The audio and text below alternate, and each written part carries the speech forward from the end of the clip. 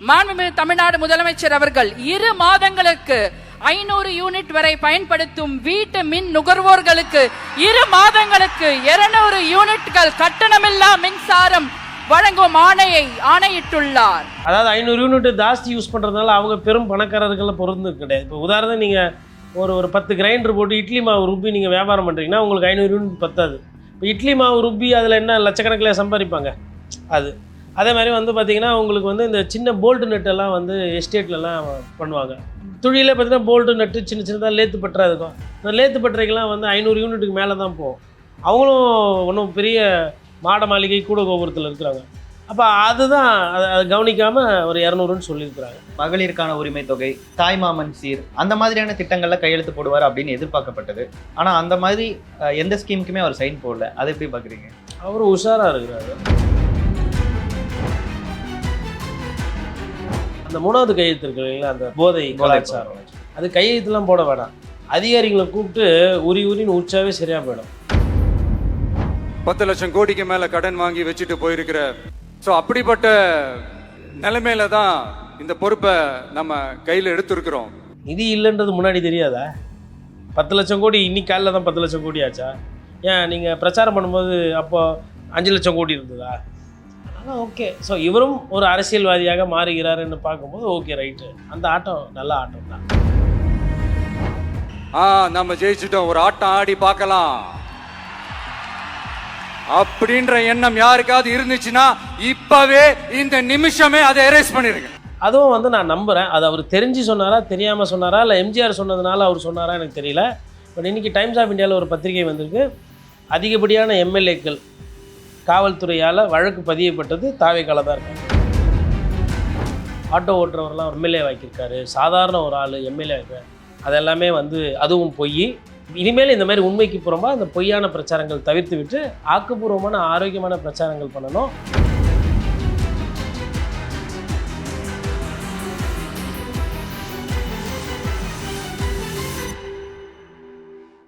ஆச்சி மசாலா, எந்த சமையலும் ருசி தேடும் ரகசியம். 20 ரூபாய். வாவ் தமிழா பல்ஸ் நேயர்களுக்கு வணக்கம். நம்ம கூட இப்போ மூத்த பத்திரிகையாளர் கோட்டீஸ்வரன் அவர்கள் இருக்காரு. அவர்கிட்ட பேசலாம். வணக்கம் சார். வணக்கம் நேயர்களுக்கு அன்பு வணக்கம். ஒரு வழியா விஜய் அவர்கள் சிஎம் ஆகிட்டாரு. ஃபர்ஸ்ட் அவரோட அமைச்சரவையிலேருந்தே நம்ம ஆரம்பிப்போம். ஸோ இந்த அமைச்சரவை லிஸ்ட்ல செங்கோட்டையன் அவர்களுக்கு 4வது இடத்துல தான் கிடைச்சிருக்கு. ஸோ இந்த சீனியாரிட்டி வைஸ் பார்த்தா 4வது இடத்துல இருக்காரு. இதை எப்படி பாக்குறீங்க சார்? முதலில் ஜோசப் விஜய் அவர்களுக்கு வாழ்த்துக்கள். முதலமைச்சராக இருக்காரு. நிறைய பேர் இப்போ இன்னைக்கு ஒரு சந்தோஷத்தில் இருக்காங்க, ஒரு கொண்டாட்டம். அங்கங்கே பட்டாசு வெடிக்கிறாங்க, இனிப்பு கொடுக்குறாங்க. பட்டாசு கொஞ்சம் பார்த்து வெடிக்கணும். 2-3 இடத்துல பொதுமக்களுக்கு மேலே பட்டாசெல்லாம் வச்சு காயமாயிருக்கு நேற்று. இன்னும் அந்த ஒரு கொண்டாட்டத்தை இன்னும் கொஞ்சம் மெச்சூர்டாக பண்ணணும். மெச்சூரிட்டி இல்லாமல் இருக்கிறாங்க கொண்டாடும்போது. அது ஒன்று.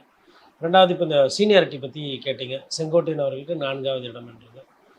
செங்கோட்டையன் அவர்களுக்கு நேற்று செய்திகள்லாம் வந்தபொழுது 2வது இடத்துல இருக்கார். அவர் பப்ளிக் ஒர்க்ஸ் டிபார்ட்மெண்ட் பிடபிள்யூடியில் இருக்குது. இப்போ பிடபிள்யூடியில் அவர் வருவார்ன்ற மாதிரி நேற்று ஒரு பேசு பொருள் இருந்தது. ஆனால் இன்றைக்கி அந்த அமைச்சரவை பதவியேற்பில் 4வது இருக்குது. இந்த வெப்சைட்டில் இந்த கவுன்சில் ஆஃப் மினிஸ்டர்ஸ் சொல்லிட்டு போடுவாங்க, tn.gov.in எலெக்ஷன் முடிஞ்சதுக்கப்புறம். ஸோ அதில் போர்ட்ஃபோலியோ எப்படி போடுறாங்கன்றதையும் பார்க்கணும். சம்டைம்ஸ் இந்த பதவி ஏற்றுக்கிற அந்த ப்ரொசீஜரே ஃபாலோ பண்ண போகிறாங்களா, இல்லை செங்கோட்டையனோட சீனியரிட்டி கருதி அவரை மேபி நம்பர் 2 இல்லை நம்பர் 3 எடுத்துகிட்டு வர போகிறாங்களான்னு பார்க்கணும். ஸோ இங்கே இதில் 2 விஷயம் இருக்குது. கட்சியில் சீனியர் அப்படின்னு பார்த்தா அந்த கட்சியில் சீனியர் புசியானது. இந்த கட்சி கீழே இருந்து அது மேலே வர்றதுக்கு, அதை எடுத்துகிட்டு வர்றதுக்கு எல்லாம் கஷ்டப்பட்டவர் புசியானது. அப்போ செங்கோட்டையன் வேறு அதிமுகவில் இருந்து தான் அங்கே போகிறாரு. அப்போ அதிமுகவில் இருந்து போன செங்கோட்டையனுக்கு தாவேக்கா முழு முக்கியத்துவம் கொடுக்குமா, இல்லை அந்த கட்சியிலேயே இருக்கிறவங்களுக்கு முக்கியத்துவம் கொடுக்குமா, இல்லை பொதுவாக ஒரு ரொம்ப நீண்ட கால அரசியல் அனுபவம் இருக்கிறாரு செங்கோட்டையன் அப்படின்னு அதை கன்சிடர் பண்ணி அவருக்கு 2வது இடம் கொடுப்பாங்களான்றது நமக்கு தெரியாது. இப்போ நம்ம இங்கே என்ன ரொம்ப கூர்ந்து கவனிக்க வேண்டியது இருக்குன்னா, இது ஒரு சிக்கல். இதனால் ஒன்றும் ஒரு பெரிய பிரச்சனை மக்களுக்கு இதனால் ஒன்றும் கிடையாது. செங்கோட்டையன் 8வதாக இருந்தானா, 1வது இருந்தானா, 2வது இருந்தானா, மக்களுக்கு அது என்ன துறை அவருக்கு ஒதுக்கப்படுகிறதோ அந்த துறை சார்ந்து அவர் ஒரு சில வேலைகளை செய்ய போகிறார். அதுதான் அதில் முக்கியமாக பார்க்கணும். தவிர்த்து இது வேணால் ஒரு 2 நாள் 3 நாள் பேசுகிறதுக்கு ஒரு பேசு பொருளாக இருக்கும். மற்றபடி நம்ம மக்களுக்கு பாதிப்பு இருக்கா இதனால் அப்படின்னு தான் அதை பார்க்கணும். அப்படி பார்க்கும்போது அதில் எதுவும் பிரச்சனை இல்லைன்ற மாதிரி தான் எனக்கு தோணும். இந்த அமைச்சரவையில் காங்கிரஸ்லேருந்து யாராவது இருப்பாங்கன்னு எதிர்பார்த்தாங்க. ஆனால் காங்கிரஸ்க்கு அமைச்சரவையில் இடம் கொடுக்கலையே, அதை எப்படி பார்க்குறீங்க? இல்லை இப்போ முதல்ல வந்து ஒரு இன்னைக்கு 9 பேரோ 10 பேரோ பதவி ஏற்றிருக்கிறாங்க. அது வந்து இன்னும் கொஞ்சம் கூடுதலாக இன்னும் கொஞ்சம் பேர் இன்னைக்கு அமைச்சரவையில் பதவி ஏற்றிருக்கணுன்றது தான் என்னோட பார்வை.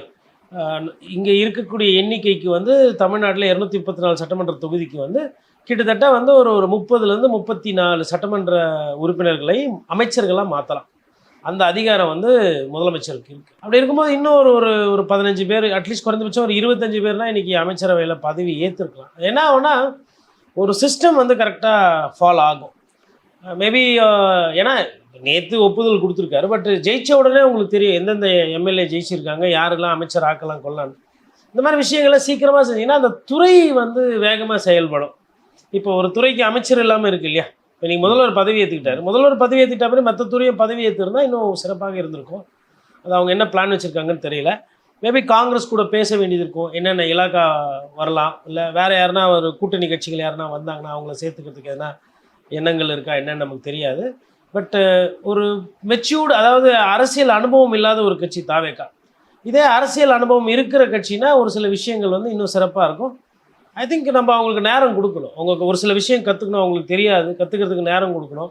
அவங்க எப்படி செய்கிறாங்கன்றதை பார்த்துட்டு தான் அதுக்கப்புறமா அதை பற்றின விமர்சனங்கள், அதை பற்றின பாராட்டுகள் நம்ம அதுக்கப்புறம் வைக்கணுன்றது தான் என்னோட முதற்கட்ட கருத்து. இப்போ வந்து அவர் பதவி ஏற்கிறாருன்றதுனால முன்னாள் முதலமைச்சர்களா இருந்த மு.க. ஸ்டாலின் அவர்களும் எடப்பாடி அவர்களும் வந்திருக்கலாமா? ஏன்னா இதுக்கு முன்னாடி ஜெயலலிதா அவர்கள் பதவி ஏற்கும் போது மு.க. ஸ்டாலின் போயிருந்தாரு. ஸோ உதயநிதி அவர்கள் கலந்துருக்கலாமா இதுல? முன்னாடி நடந்த முதலமைச்சரோட நிகழ்வுகள் என்பதுக்கும் இதுக்கும் ஒரு வித்தியாசம். அது வந்து எப்படின்னா ஒரு ப்ராப்பர் பொலிட்டிக்கல் பார்ட்டி வந்து ஸ்வேரிங் இன் செரமனி. அதில் வந்து பார்த்திங்கன்னா உங்களுக்கு அந்த ப்ரோட்டோக்காலு, மீடியா இன்விடேஷனு, விவிஐபி ப்ரோட்டோக்கால் அதெல்லாமே வந்து ஏன்னா அவங்களுக்கு தெரியும். அது இப்போது ஒரு கட்டட தொழிலில் 30 வருஷம் 50 வருஷம் இருக்கிற ஒருத்தர் பில்டிங் கட்டுறதுக்கும் புதுசாக வந்து ஒருத்தர் பில்டிங் கட்டுறதுக்கும் வித்தியாசம் இருக்குது. அதனால் புதுசாக கட்டுற ஒரு பில்டிங் தரமாக இருக்காது, வீக்காக இருக்குன்றதுக்கு நான் போகலை. ஆல்ரெடி லைனில் சர்வீஸில் இருக்கிறவங்க கட்டட வந்து அது பார்க்கும்போதே தெரியும், தோரணையாக இருக்கும், அட்டகாசமாக. ஏன்னா அந்த அனுபவம் அவங்களும் ஃபஸ்ட்டு கட்டும்போது அப்படி தான் கட்டியிருப்பாங்க. அப்போ அது மாதிரி வச்சு பார்க்கும்போது இவங்க போய் எந்தளவுக்கு கூப்பிட்டாங்க, இவங்க தரப்புலேருந்து யார் அந்த அழைப்பை விடுத்தது, அந்த அழைப்பை அந்த சைட்லேருந்து எந்தளவுக்கு ஏற்றுக்கிட்டாங்கன்ற விஷயம்லாம் இருக்குது. ஒருவேளை நீங்கள் சொல்கிற மாதிரி முதல்வர் எடப்பாடி பழனிசாமி, உதயநிதி ஸ்டாலின்லாம் வந்திருந்தாங்கன்னா இந்த நிகழ்ச்சி இன்னும் சிறப்பாக இருந்தது. அதாவதுங்க இந்த மாதிரி ஒரு நிகழ்ச்சிக்கு முன்னாள் முதலமைச்சர்கள் வர்றதுன்றது இந்நாள் முதலமைச்சருக்கு ஒரு கௌரவம், ஒரு அங்கீகாரம். ஸோ அந்த கௌரவமும் அங்கீகாரமும் இன்றைக்கி அங்கே மிஸ் ஆகுது. அதுக்கு மேபி இது மாதிரி விஷயங்களுக்கு தான் யூ நீட் ஒரு எக்ஸ்பீரியன்ஸ்டான ஆஃபீஸர்ஸு, சீனியர் பியூரோக்ராட்ஸு, உங்களுக்கு வந்து இந்த அரசு சார்பாக போகக்கூடிய தூதுவர்கள், அம்பாசிடர்ஸ். அதாவது இது எப்படின்னா வந்து ஒரு சிலர் போய் கூப்பிட்டாலாம் வரமாட்டாங்க, அப்படி ஒரு சிலர் போய் கூப்பிட்டா வருவாங்க. யார் அந்த ஒரு சிலர்? இப்போ இன்றைக்கி நிகழ்ச்சியில் வந்து இதே அதிமுக ஒருவேளை அமைச்சரவை ஏறி இருக்கு, இல்லை திமுக அமைச்சரவை ஏறி இருக்குன்னா ரஜினி உட்காந்துருந்துருப்பார். இன்றைக்கி முன்னாள் அமைச்சர்கள், இந்நாள் அமைச்சர்கள், முதல்வர், அது மாதிரி ஆட்கள்லாம் உட்காந்துருப்பாங்க. அப்போ அவங்களுக்கு வந்து அந்த தேர்தல் முடிந்த விடனே எப்படி வந்து அந்த டிப்ளமசி என்று சொல்லுவாங்க, அதாவது ஒரு பரஸ்பரம் அந்த நட்பு பாராட்டுவது, இல்லை அந்த ஒரு சிலரை வர வைக்கிறது, அதெல்லாம் வந்து திமுக அதிமுக தெரியும். ஏன்னா அவங்க அந்த அனுபவத்தில் இருந்தவங்க. இவங்களுக்கு அது தெரியாது. இப்போது பாஜக கூட அழைப்பு விடுத்துருக்கணும், ஏன்னா அது மத்தியில் ஆட்சியில் இருக்கிறாங்க. ஆனால் அவங்க ராகுல் காந்தி ஒண்டி வந்தால் போதுன்ற அந்த மனநிலையில் இருக்கிறாங்க. நாளைக்கு ராகுல் காந்தியால் பணம் வாங்கி தர முடியாது. இதுதான் சிக்கல். அப்போது இன்னும் அந்த அந்த அரசியல் மெச்சூரிட்டி வந்து இன்னும் வரலை அப்படின்ற மாதிரி புரிஞ்சுக்கலாம். ரஜினி அவர்களுக்குமே அழைப்பு விடுத்ததா சொல்லப்படுது. அவர் கலந்துக்கலையா இல்லை அழைப்பே விடுக்கலையா? இல்லை, அது எனக்கு தெரியல உள்ளபடியே. அதாவது இன்னைக்கு நல்ல வேலை நிகழ்ச்சி முடிஞ்சுதுன்ற அந்த சந்தோஷத்தில் இருக்கிறேன் நான். ஏன்னா ஒரு பத்திரிகையாளராக பிக் பிரேக்கிங், ஜஸ்ட் பிரேக்கிங், அதில் பிரேக்கிங், இதில் பிரேக்கிங், மண்டலம் வலி ஒரே ஒரு வாரமாக. மக்களுக்கு அப்போ எப்படி இருந்தது? மக்களுக்கு கஷ்டம்தான். அதுதான் சொல்கிறேன். அதாவது ஆளுநர் ஆட்சி வந்துருமா, இல்லை கவர்னர் என்ன முடிவெடுக்க போகிறாரு, குதிரை பேர இது, அது மாதிரி ஒரு மோசமான ஒரு சூழல் இருந்தது இல்லையா? இப்போ தான் அது கொஞ்சம் லைட்டாக ஆகிருக்கு. வந்த உடனே ஓகே 200 யூனிட் ஃப்ரீ, ஓட்டு போட்டவங்க தான் முக்கியம். ஃபஸ்ட்டு 200 யூனிட் ஃப்ரீன்றாங்க. 500 யூனிட் யூஸ் பண்ணுறவங்களுக்கு 200 யூனிட் மானியம் இல்லாத.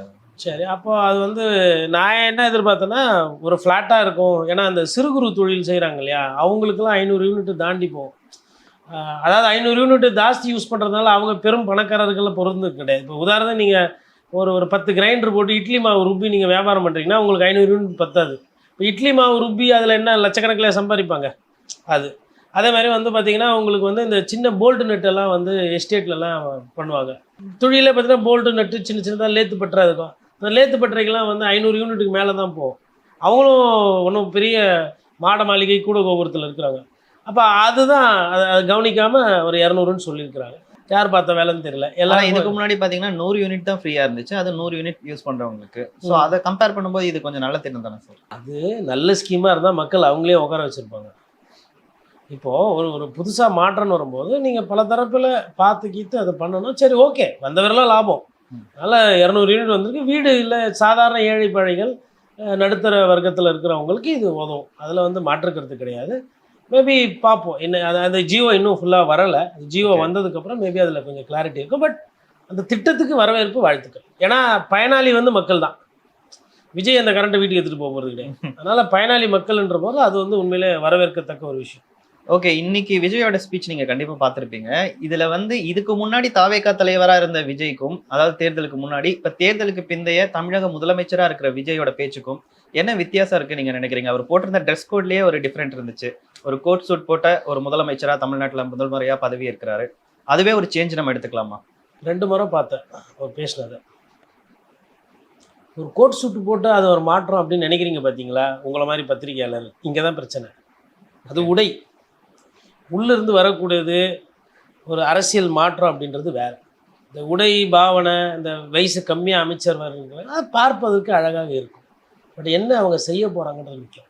அப்போ அவரோட உடை, அவரோட முடி, அதெல்லாம் நான் பார்க்கல. அவர் சொன்ன வார்த்தைகள் ஒரு சிலது பார்த்தேன். அதில் ஒரு சிலது எனக்கு வந்து ஒரு ஆறுதலாக இருந்தது, ஒரு சந்தோஷமாக இருந்தது.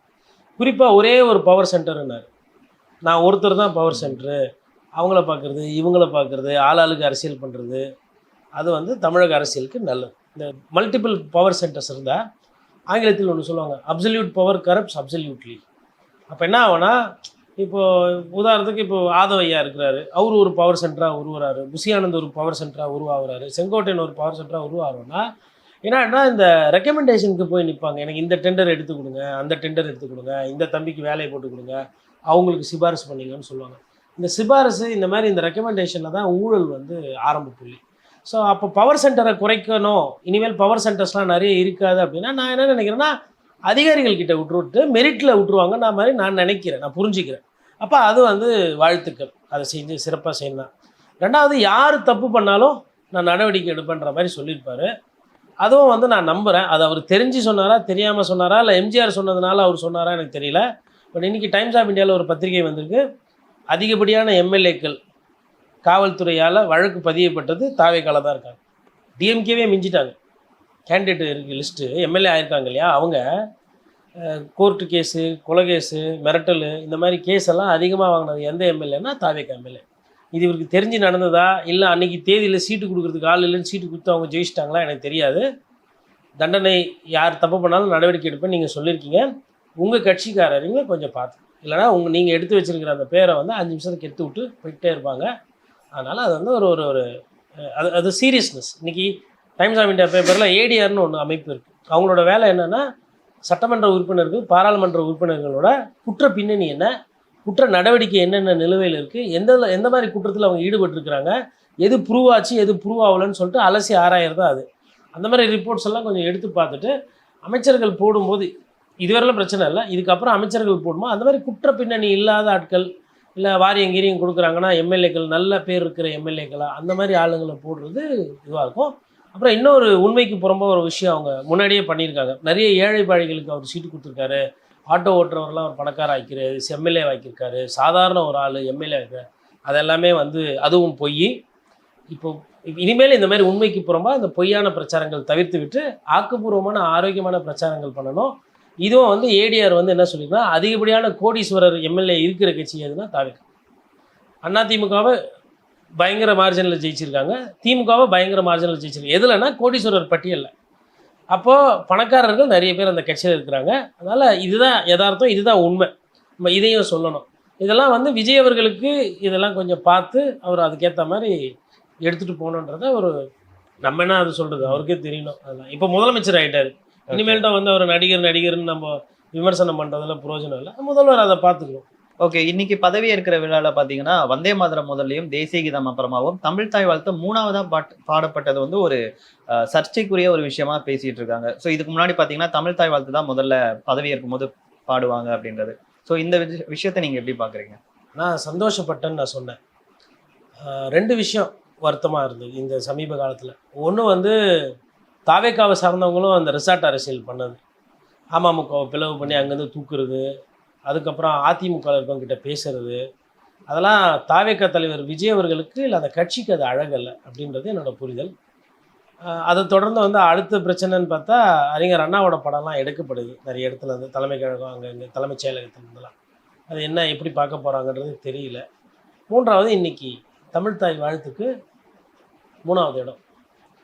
இது அனுபவம் இருக்கிற அதிகாரிகள் கூட இருந்து இது தப்பு நடந்துச்சா, இல்லை அவங்க ஈவெண்ட் மேனேஜ்மெண்ட் வெளியில் விட்டாங்களா, யார் பார்த்த வேலைன்னு தெரியல. ஒரு வாட்டி ஆளுநர் RN ரவி வந்து தமிழ்நாடு தமிழகம்னு மாற்றினார் ஒரு இன்விடேஷனில். என்னது தமிழ்நாடு தமிழகம்னு, இதை எப்படி தமிழகம்னு சொல்லலாம், இவர் எப்படி கேரளம் மாதிரி தமிழகமாச்சு, அப்படி இப்படின்னு பெரிய சமூக வலைதளத்துலலாம் பேசுபொருளாகி சர்ச்சையாச்சு. இது விஜய் அவர்கள் ஆட்சி இது நடந்ததுனால இது பெருசாக பேசப்படாது. இது வந்து கிட்டத்தட்ட மூடி மறைக்கப்படும். இது வந்து பெரிய தவறு கிடையாது. பட் இந்த மாதிரி இது வந்து எதை காட்டுதுன்னா எக்ஸ்பீரியன்ஸ் இல்லைன்றதை காட்டுது. இப்போது மேபி செங்கோட்டையனை கன்சல்ட் பண்ணாமல் இருக்கிறதுனால கூட இது நடந்திருக்கும். நீங்கள் செங்கோட்டையனை கூப்பிட்டு இது என்ன ஏதுன்னு பார்த்து சொன்னா பார்த்துருப்பார் கரெக்டாக. இல்லை வேறு யாருன்னா சப்ஜெக்ட் தெரிஞ்ச IAS officers, politically they have to be very strong. IAS ஆஃபீஸர்னால் வெறும் கோப்பு பார்க்குறது ஒன்றும் கிடையாது. கோப்பை தாண்டி யாரை எங்கே எப்படி அரசியல் ரீதியாக எடுத்துகிட்டு போகணும், முதல்வருக்கு கெட்ட பேர் வரக்கூடாது, ஆட்சிக்கு வந்து கெட்ட பேர், இதெல்லாம் சில்லி மிஸ்டேக்ஸ். இது அவங்க வேணும்னே பண்ணியிருக்க மாட்டாங்க, தெரியாமல் பண்ணுறது. நாட்டுப்பண் பாடுறேன்னு சொல்லிட்டு பாடின பாட்டி 2 வாட்டி 4 வாட்டி பாடுறாங்க. நீங்கள் வந்தே மாதரம் பாடுறீங்க அப்படின்னா நீங்கள் ஜனமனக ரெண்டும் ஒன்று தான், ரெண்டுமே நாட்டுப்பண்ணு தேசிய பண்ணு தான். நீங்கள் வந்தே மாதரமும் சமஸ்கிருத பாட்டும் பாடிக்கிறீங்க, கேட்டால் தமிழில் வந்தே மாதரம்னு வருதுன்ற மாதிரி பாரதியார் பாட்டு மாதிரி எடுத்துகிட்டு போகிறீங்க. அதை அதுக்கப்புறம் ரவீந்திரநாத் தகூர் ஜனகணமன வேறு பண்ணுறீங்க. அப்புறம் தமிழ் தாய் வாழ்த்து 3வது. பொதுவாக நிறைய நிகழ்ச்சியில் பார்த்தீங்கன்னா ஃபஸ்ட்டு தமிழ் தாய் வாழ்த்து, முடிக்கும் போது ஜனகணமனம் முடிஞ்சிடும். 2 பாட்டு.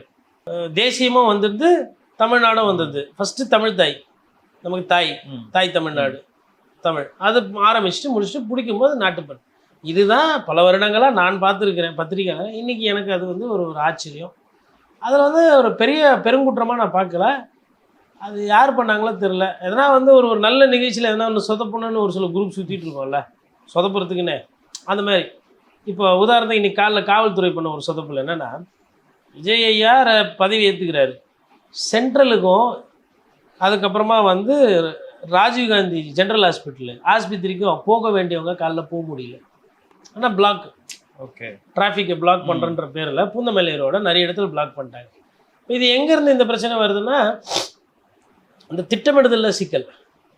அப்போ இதெல்லாம் இன்னும் கொஞ்சம், அதாவது என்னென்னா அதிகாரிகளை பொறுத்தவரைக்கும் முழு நோக்கம் முழு ஃபோக்கஸ் வந்து நேரு ஸ்டேடியத்திலே தான் இருக்குது. நேரு ஸ்டேடியத்தில் எந்த தப்பும் நடந்துடக்கூடாது. நேரு ஸ்டேடியத்தில் முதலமைச்சரோட பதவியேற்பு விழா சிறப்பாக போகணும். நேரு ஸ்டேடியத்துக்கு வர விருந்தினர்கள் கஷ்டம் இல்லாமல் போகணும். அதுவும் சிறப்பு விருந்தினர்கள். தொண்டர்களை பற்றிலாம் கவலை கிடையாது காவல்துறைக்கு. தொண்டர்கள் ரோட்லேயே நிற்கலாம், பேரிகேடு உள்ளே விட மாட்டாங்க, அதெல்லாம் இருக்குது. அப்போது இது இன்னும் வந்து செவ்வனா யோசித்து அதை செய்ய வேண்டியது இருக்குது. அப்போ வந்து தொண்டர்கள் அதிகமாக வராங்கன்னா அவங்களுக்கு ஒரு அன்பு கோரிக்கை, இப்போ இன்றைக்கி வந்து இது அவசரமாக நம்ம பண்ணுறோம், நம்ம இதுக்கப்புறம் ஒரு நிகழ்ச்சி நடத்த போகிறோம், எல்லாரும் வராதிங்க, அங்கங்கே இருக்கிற இடத்துல கொண்டாடுங்க, கேக்கு கொடுங்க, ஸ்வீட்டு வாங்கி கொடுங்க, பட்டாசு வெடிக்கிறத விட மரக்கன்று எங்கன்னா நடுங்க. ஒரு ஒரு லட்சக்கணக்கில் பட்டாசு வாங்கி வச்சிட்டிங்க, அதுக்கு மரக்கன்று வாங்கி தாவேக்கா சார்பாக வந்து மரக்கன்று வச்சுருக்கிறோம், இன்றைக்கி பதவி ஏற்றுக்கிட்டாரு, இந்த செடியை நாங்கள் பார்த்துக்குவோம், இந்த மரமாக வைக்காமல் விட மாட்டோம் அப்படின்னா அதுதான் மாற்று. வெறும் பண்ணிட்டு ஊன்னு கத்தின்னு போகிறது, விசில் வச்சுன்னு போகிறது, பஸ்ஸு மேலே இந்த பக்கம் ஏறி அந்த பக்கம் தாவுறது, அந்த பக்கம் இந்த பக்கம் தாவுறது அப்படின்னா அது தெரியல. அது எல்லாரும் பண்ணுறது தான், காலேஜ் பசங்க பண்ணுறது தான். இது அதுதான் நீங்களும் பண்ண போகிறீங்களா அப்படின்றது பார்க்கணும். இப்போ நம்ம எதுக்கு ஒரு சைடு விஜய் அவர்களுக்கு இருக்கிற அந்த சிறப்பு பற்றி பேசுகிறோம், இன்னொன்று அமைச்சரவையில் இளம் வயது. இப்போ ராஜ்மோகன், கீர்த்தனா, அருண்ராஜ், ஆதவர்ஜ் எல்லாம் இளம் வயசு. அப்போ என்னன்னா எப்போ பார்த்தாலும் அமைச்சர்னாவே ஒரு 60 வயசு ஆள் ஸ்லோவாக நடப்பார், டை எல்லாம் ஃபுல்லாக டெய்லி அடிச்சுன்னு இருப்பார். அந்த ப்ரோட்டோடைப்லாம் உடச்சிருக்காங்க, புரியுதா? ஆனால் அதுக்குன்னு கோட்டு சூட்டு போட்டு வந்தாங்க, ஷூ போட்டு வந்தாங்க, டை கட்டு வந்தாங்கன்னா அதை பார்த்து இம்ப்ரெஸ் ஆகிற ஆள் நான் கிடையாது, புரியுதுங்களா? இன்னொன்றும் ரெகுலராக அந்த வெள்ளை வேஷ்டி அந்த வெள்ளை சட்டை மிஸ்ஸிங். அது வந்து பாரம்பரியம் இல்லை, அது கலாச்சாரம் இல்லை. மேபி செங்கோட்டையன், அதாவது இன்னொன்று பாருங்கள், அந்த சிறப்பு செங்கோட்டையன் பதவி இருக்கும்போது அந்த சீனியாரிட்டி தெரிஞ்சுதா? அந்த ஸ்டைலு, நிறுத்தி அழகாக பேசுறது, மாடுலேஷன் ஏற்றி கத்துறது அப்படி கிடையாது. உண்மையாக உறுதியாக ஆண்டவன் மேல் அப்படிலாம் இல்லை. ஏன்னா பழக்கம், அந்த ஃப்ளோ, அந்த அந்த மாடலு அது பார்த்திங்கன்னா நேச்சுரலாக இருந்திருக்கும். So more of natural, more of public சார்ந்து இருக்கிற விஷயங்கள் வரும்போது தாவேக்காவோட வளர்ச்சி இன்னும் நல்லாயிருக்கும். இப்போ அவர் வந்து முதல் கையெழுத்து எதில் போடுவார் அப்படிங்கிறது தான் எல்லாரோட எதிர்பார்ப்பும் இருந்துச்சு. ஸோ 200 யூனிட்டுக்கு போட்டார். அடுத்தடுத்து அவர் வந்து இந்த மகளிருக்கான உரிமை தொகை, அப்புறம் இந்த தாய்மாமன் சீர், அந்த மாதிரியான திட்டங்கள்ல கையெழுத்து போடுவார் அப்படின்னு எதிர்பார்க்கப்பட்டது. ஆனால் அந்த மாதிரி எந்த ஸ்கீமுக்குமே அவர் சைன் போடல. அதை எப்படி பார்க்குறீங்க? அவர் உஷாராக இருக்கிறாரு. அவர் தான் பெயில் ஆர்டர் வாங்கிட்டார்ல. இன்றைக்கி என்ன சொல்லியிருக்கிறாரு? நிதி நிலைமை ரொம்ப மோசமாக இருக்குது, கஜானாவை காலி பண்ணிட்டு போயிட்டாங்க, அதனால் வெள்ளை அறிக்கை கொடுக்குறேன்றாங்க. அது வெள்ளை அறிக்கைன்றது ஒரு நல்ல விஷயந்தான். பொதுமக்களுக்கு என்னென்ன ஏது எது எங்கே இருக்குது, எவ்வளோ வருவாய் வருது, எவ்வளோ மோசமாக இருக்குது, நல்லா இருக்கா, என்ன பண்ண முடியும் பண்ண முடியாது, அது வரவே இருக்கணும். முதல் நாளில் எல்லாத்தையும் பண்ண முடியாது. நான் என்ன எதிர்பார்த்தேன்னா, ஒரு பசி பட்டினிலாம் எனக்கு தெரியுன்ற மாதிரி சொன்னார். மேபி அம்மா உணவகத்துக்கு எதனா சொல்லுவார், இல்லை அதுக்கு எதனா ஒன்று பண்ணிடும், அவுட் ஆஃப் த பாக்ஸ் எதனா திங்க் பண்ணி எதனா பண்ணுவார். ஏன்னா பெரிய செலவு கிடையாது, ஒரு பேர் தூக்கி கொடுக்கும், அந்த மாதிரி எதனா பண்ணுவாருன்னு நினச்சேன். இதுக்கப்புறம் அதை பண்ணக்கூடாது. ஐடியாஸ் வந்து ஒரிஜினலாக வரணும், ஓகேங்களா? அதாவது இது வந்து ஒரு அதாவது பத்திரிகையாளருக்கும் அரசுக்கும் வந்து எப்பவுமே வந்து ஒரு டாம் அண்ட் ஜெர்ரி சண்டை. அது அரசு ஒரு பாயிண்ட் அந்த பக்கம் எடுத்ததுன்னா பத்திரிகையாளர் ஒரு பாயிண்ட் இந்த பக்கம் எடுப்பாங்க. ஸோ அது எந்த அளவுக்கு நல்லதாக கொண்டு போகிறாங்க, எந்த அளவுக்கு இது பண்ணுறாங்க அப்படின்ற மாதிரி. இன்னொன்று வந்து லேப்டாப்பில் கொஞ்சம் கான்சென்ட்ரேட் பண்ணோம். ஏன்னா ஸ்கூல் பிள்ளைங்களுக்கு அது வந்து ரொம்ப நாளாக நிலுவையில் இருக்குது, பல வருடங்களாக கொடுக்கப்படாமல் இருக்குது. அதனால் லேப்டாப் ஸ்கீமில் வந்துட்டு, ஏன்னா இதெல்லாம் ஏன் சொல்கிறேன்னா, லேப்டாப்பில் பார்த்தீங்கன்னா ஸ்டாலின் அவர்களோட ஃபோட்டோ எடுத்துகிட்டு விஜய் ஃபோட்டோ ஓட்டினார். அப்போது நிறைய இளைஞர்களுக்கு வந்து அந்த லேப்டாப்பும் தேவைப்படுது, அதில் உங்கள் ஃபோட்டோவும் அவங்களாம் வாங்கி ஒட்டிக்கிற மாதிரி இருக்குது. உங்கள் ஃபோட்டோ போட்டு கொடுங்க, நாய் போச்சு, முதல்வர் கொடுத்த லேப்டாப்பு இருக்கட்டும். அதனால் இந்த மாதிரி விஷயங்கள் எதிர்பார்த்தா, பட் நிதி இல்லை அப்படின்ற மாதிரி அவர் சொல்கிறாரு. ஆனால் இதில் என்னென்னா, இன்றைக்கி விஜய் அரசியல்வாதியாக மாறி இருக்கார். நிதி இல்லைன்றது முன்னாடி தெரியாதா? 10 லட்சம் கோடி இன்னைக்கு காலையில் தான் 10 லட்சம் கோடி ஆச்சா? ஏன் நீங்கள் பிரச்சாரம் பண்ணும்போது அப்போ 5 லட்சம் கோடி இருந்ததா? அதனால் ஓகே. ஸோ இவரும் ஒரு அரசியல்வாதியாக மாறுகிறாருன்னு பார்க்கும்போது ஓகே, ரைட்டு, அந்த ஆட்டம் நல்ல ஆட்டம் தான். இப்போ அவர் அவகாசம் கேட்டிருக்கிறது வந்து அவர் இன்னும் முழுமையான அரசியல்வாதியாக மாறுவதற்கா, இல்லை அந்த திட்டங்களை நிறைவேற்றுறதுக்கா நீங்கள் நினைக்கிறீங்களா? ரெண்டுமே ஒன்று தான். திட்டங்கள் நிறைவேறதுக்கு டைம் வேணும். யார் வேணால் சொல்லலாங்க, சொல்கிறது ஈஸி, செஞ்சு காட்டுறது தான் கஷ்டம். பணம் இல்லைன்றது உண்மை தான். பணம் வாங்கணும், கொள்ளணும், வருவாய் பெருக்கணும், எது எங்கே எந்தெந்த துறைக்கு போகணும், திட்டமிடலாம் நேரம் ஆகும். அவர் இந்த துறைக்கு புதுசு தானே, அதனால் you have to give him some time. அவர் ஃபஸ்ட்டு புரிஞ்சுக்கணும், அதுக்கப்புறம் அமைச்சர்களோட அவருக்கு அந்த கோஆர்டினேஷன் வரணும். வேலை நிறைய இருக்குது. உண்மையாக சொல்ல போனால் அவர் கொஞ்சம் கஷ்டப்படுவார். எதில் கஷ்டப்படுவார்னா, இப்போ ராஜ்பவனுக்கு எத்தனை வாட்டி போயிட்டு வந்தார்? 4 வாட்டியா? 4-5 வாட்டி இல்லையா? இது மாதிரி இனிமேல் டெய்லி நடக்கும், அடிக்கடி நடக்கும்.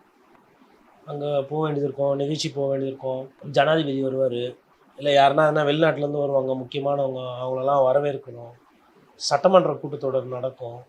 சட்டமன்ற கூட்டத்தொடரில் ஒரு முதல்வராக ஒரு 2 மணி நேரம் 3 மணி நேரம் உட்காரணும். அந்த 10 நிமிஷம் பேசிட்டு போகிற மாதிரி இப்படி பண்ண முடியாது. அங்கே நிறைய கேள்விகள்லாம் கேட்கப்படும், துறை சார்ந்து, துறை ரீதியாக. அதுக்கு மனப்பாடம் பண்ணணும். ஒரு சில விஷயங்களை, ஒரு சில விஷயம் தெரிஞ்சுக்கணும், ஒரு சில விஷயத்த புத்தி கூர்மையாக பதில் சொல்லணும். மன்னராட்சி, அதுக்கப்புறம் நான் வந்து இந்த படத்தில் பேசுகிற மாதிரியே தான் இன்றைக்கி பேசியிருக்கிறேன். பேச்சு நல்லா இருந்தது, அதிலெல்லாம் மாற்றுக்கிறதுல. சட்டமன்றத்தில் இந்த பேச்சு செட் ஆகாது. சட்டமன்ற பேச்சு வேறு, அரசியல் பேச்சு வேறு.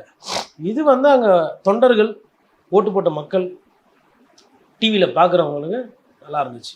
இப்போ 2வது 3வது கையெழுத்தெல்லாம் பார்த்தீங்கன்னா போதைப் பொருள் கலாச்சாரமும் பெண்கள் பாதுகாப்பும் வந்து சைன் போட்டிருக்காரு, அது விஷயமா.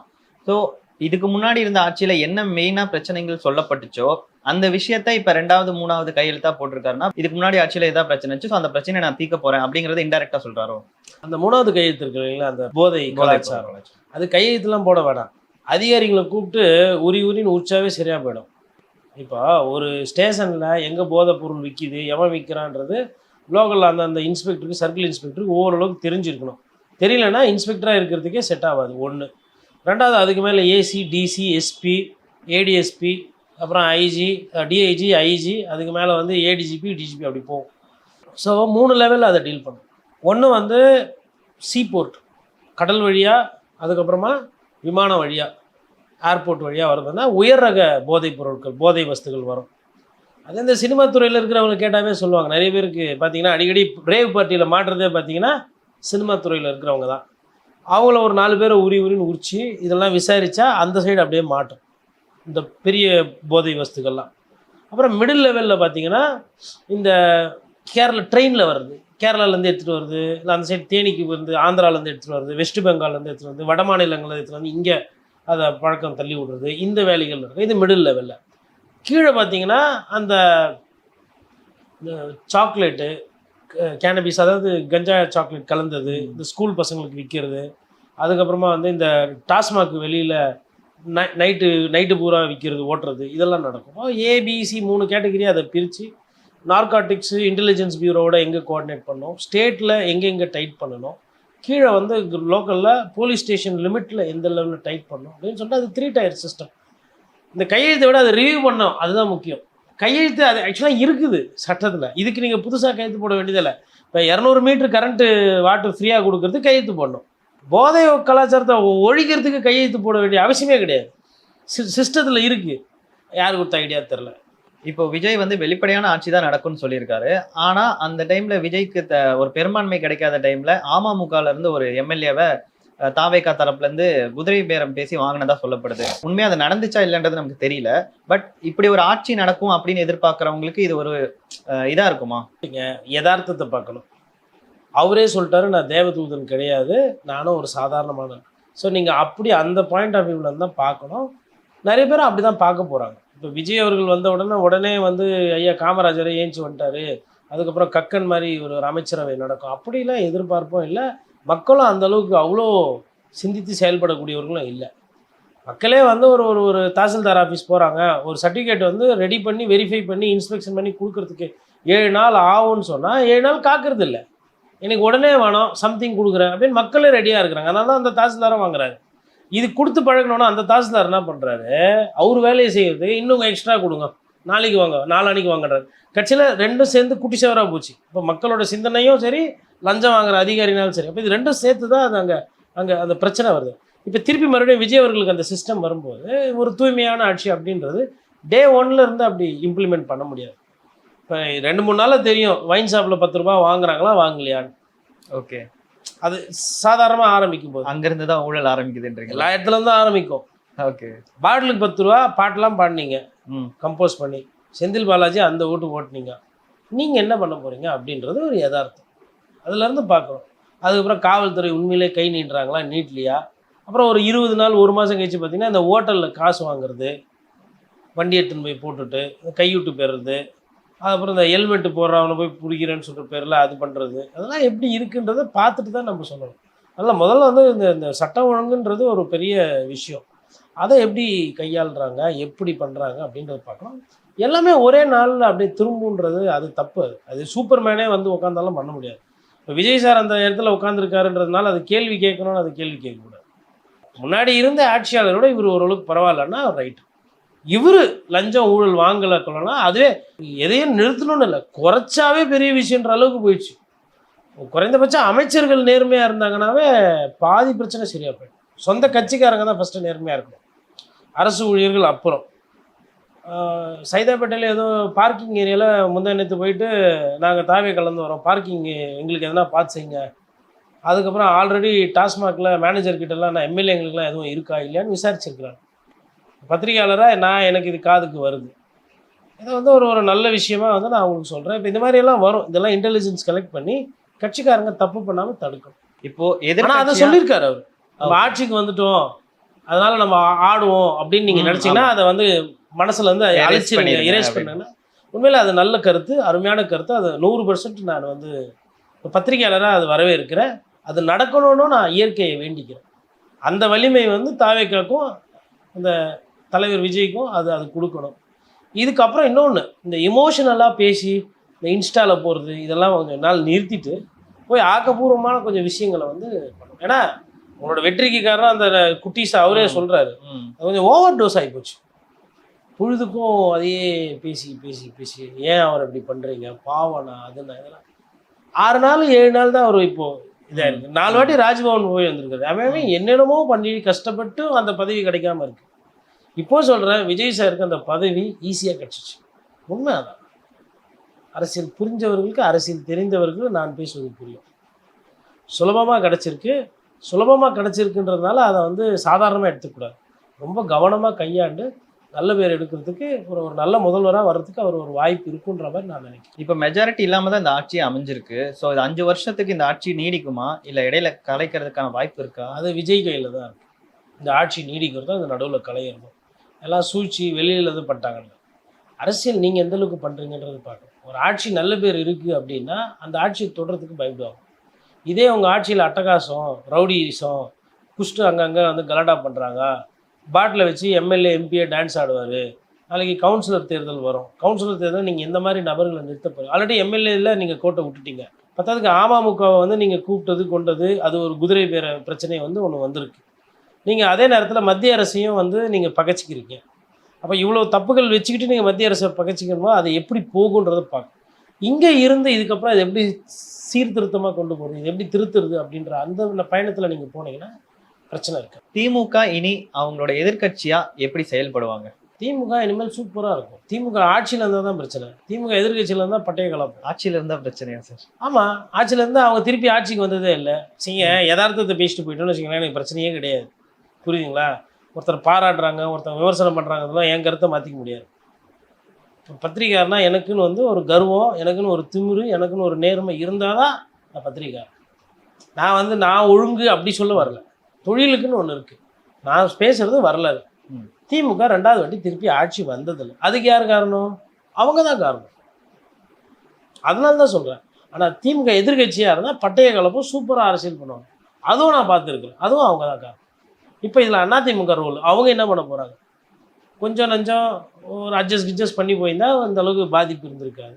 எல்லாமே நாங்கள் பார்த்துக்கிறோன்னு சொல்லிட்டு ஒரு சில முடிவுகள் எடுத்தாங்க.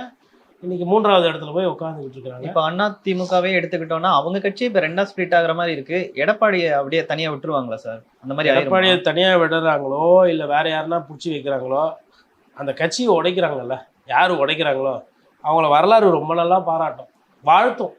எம்ஜிஆர் அவர்களோட ஆத்மாவும் அம்மையார் ஜெயலலிதாவோட ஆத்மாவும் அந்த மாதிரி நல்ல காரியம் செஞ்சீங்கன்னு அப்படி ரொம்ப வாழ்த்துவாங்க. அவங்க குடும்பத்துக்கு ரொம்ப நல்லா இருக்கும். அதுங்க ஒரு விஷயத்தை உருவாக்குறது தான் கஷ்டம். ஒரு கட்சியை உடைக்கிறது, உடச்சி என்ன பண்ண போகிறீங்க? இப்போ சரி, இப்போ அந்த கட்சியை உடச்சி என்ன பண்ண போகிறீங்க? ஏழை பாடிக்கெல்லாம் சாப்பாடு போட போகிறீங்களா? ஒருத்தருக்கு போய் சப்போர்ட் கொடுத்து அமைச்சர் ஆகணுமா? நோக்கம் என்னன்றதை பார்க்கணும். உடச்சி என்ன பண்ணணும்? அமைச்சர் ஆக்கணும். இப்போ ஒருவேளை மெஜாரிட்டி இல்லை, அதனால் நாங்கள் போய் பிரிஞ்சு தாவேக்காக கொடுத்து ஆட்சியில் விஜய் உட்கார வச்சுருக்குறோன்னா அந்த நோக்கம் எனக்கு புரியுது.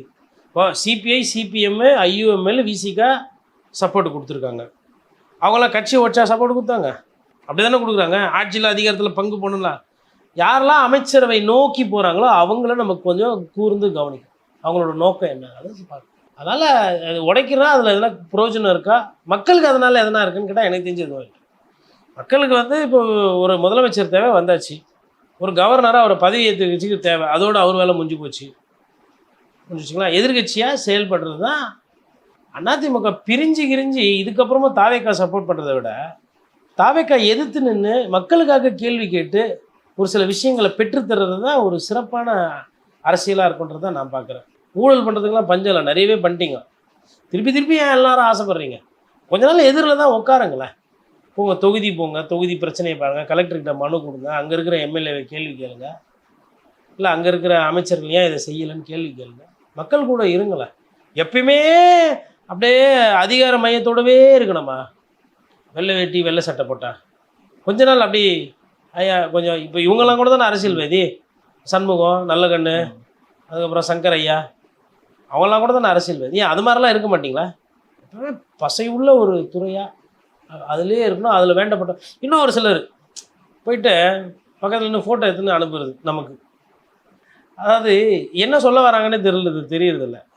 ஒரு நிறைய இது ரொம்ப நாள் ஆகும் எனக்கு, பல வருஷமாக நடந்துக்கிட்டு வச்சுக்கோங்களேன். இந்த தேர்தல் வரும்போது தேர்தலில் முக்கியமானவங்க இல்லை மத்திய அரசில் முக்கியமானவங்க ஒரு அப்படின்னா அவங்க போய் பக்கத்தில் நின்று ஃபோட்டோ எடுத்து அனுப்புவோம். இது மாதிரி ஒரு குரூப்பு. எனக்கு அவங்களெல்லாம் பார்க்கும்போது ஒரே சிரிப்பாக வரும். அவங்க டைமையும் வேஸ்ட் ஆகி சரி அது அவங்களுக்கு பிடிக்குது எடுத்துக்கிட்டாங்க ஃபோட்டோ, எனக்கு அனுப்புவாங்க.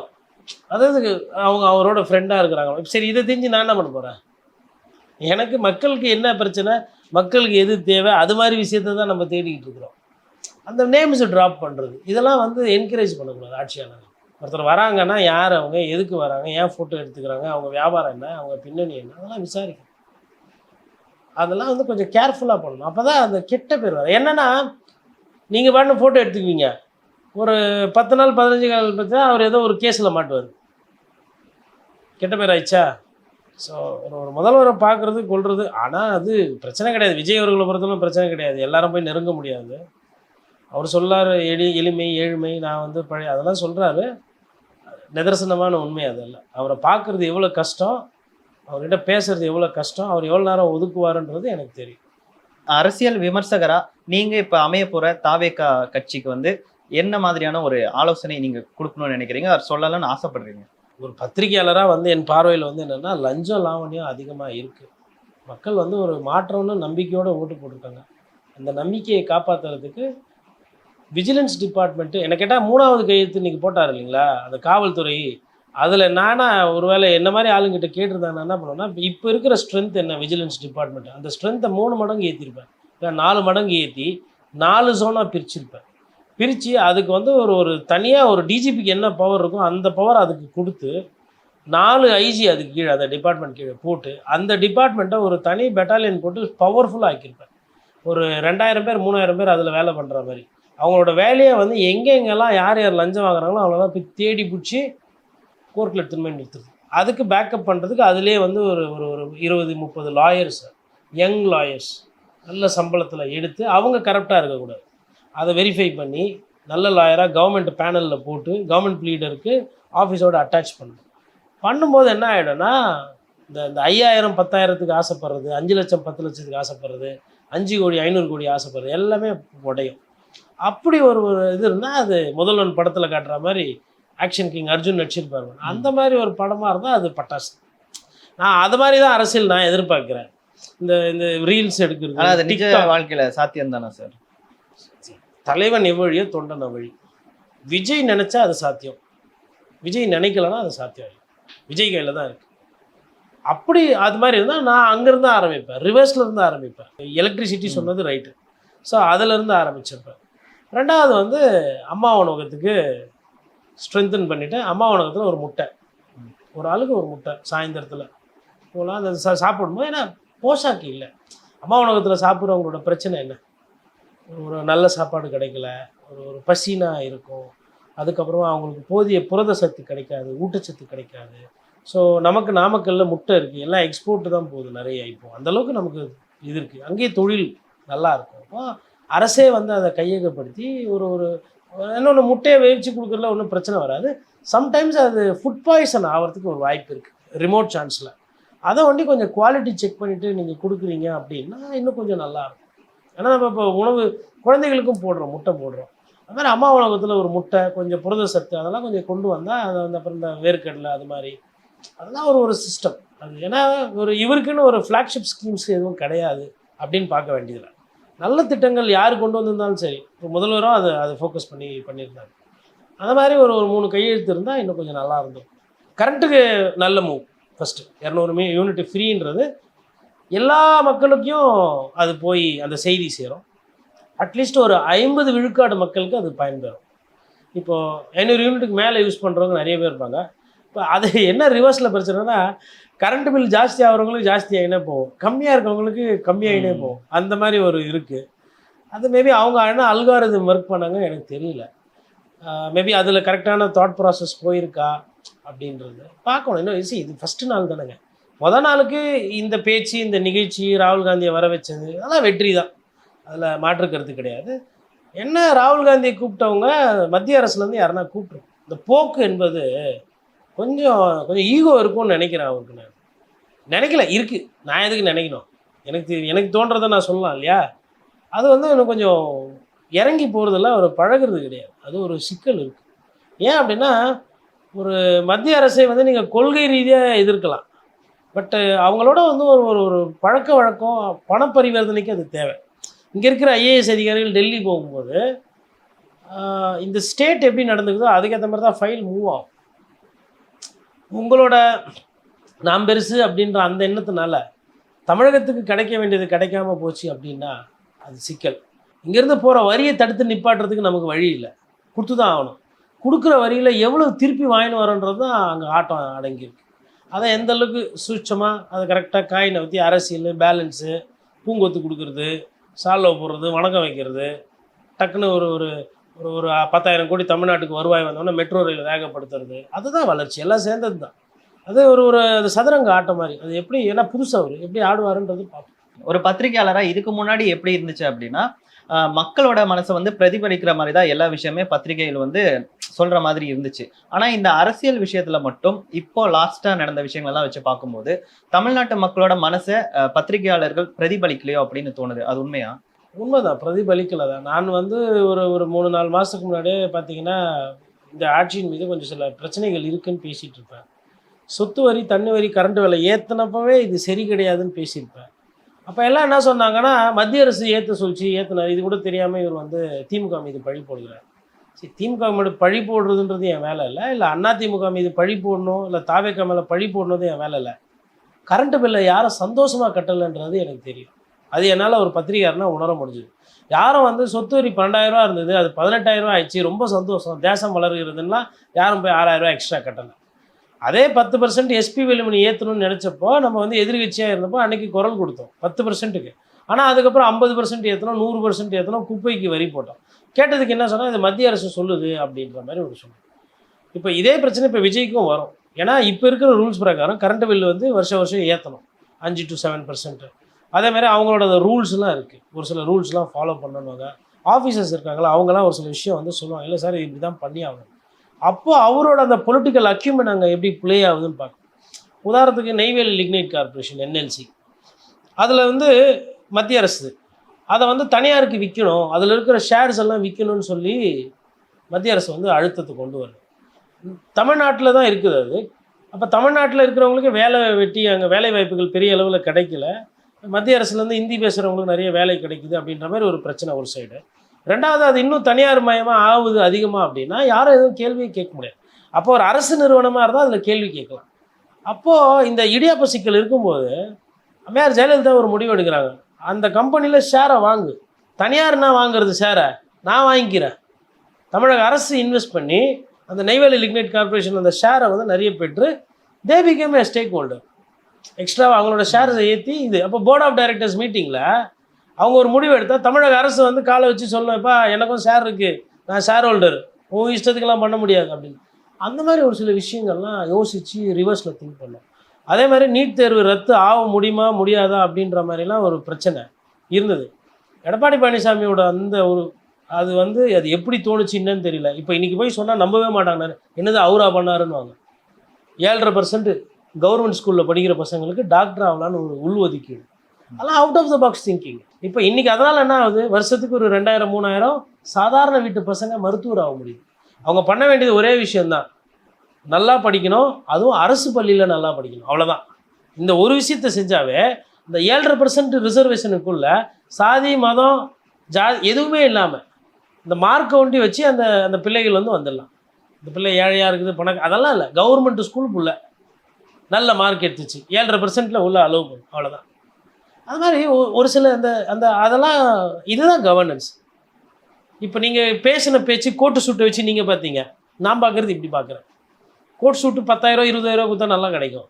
நீங்கள் ரீட் அண்ட் டெய்லர், ரேமண்டு, அதை தாண்டி இன்னும் தனி ஃபேஷன் டிசைன்லாம் கூப்பிட்டா 3 லட்சம் கூட நல்லா இருக்கும், பார்க்க அழகாக இருக்கும். அதெல்லாம் அரசியல். உள்ளேருந்து என்ன வருது, மக்களுக்கு என்ன மாற்றங்கள் கிடைக்குதுன்றது தான் அரசியல். ரேஷன் கடையை பற்றி இன்றைக்கி பேசியிருந்தாரு. உண்மையில் இப்போ ரேஷன் கடைன்றதை அவர் மனசில் ஞாபகமாக இருக்குது. இந்த ஆண் இடை போடுவர், பெண் இடை போடுவர் சொன்னார், அது அது சாத்தியம் இல்லை, தேவையும் இல்லை. நல்ல இடை போடுபவரை போட்டாவே போதும்.